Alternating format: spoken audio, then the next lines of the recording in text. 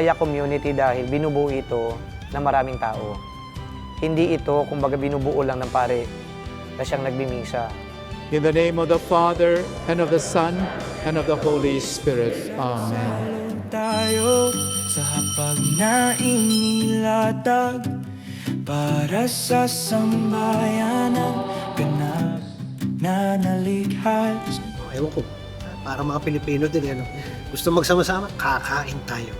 Noong unang panahon, ganun din. At huwag natin kalilimutan, ito ay pagiging tapat nila sa mga bilin ni Jesus. Natandaan natin before Christ, bago ang ating Panginoon may pako sa krus, nagpahapunan muna siya. At doon sa hapunan, ang bilin niya, gawin niyo ito bilang pag-alala sa akin. Isang oras lang naman, kapalit ng walang hanggan.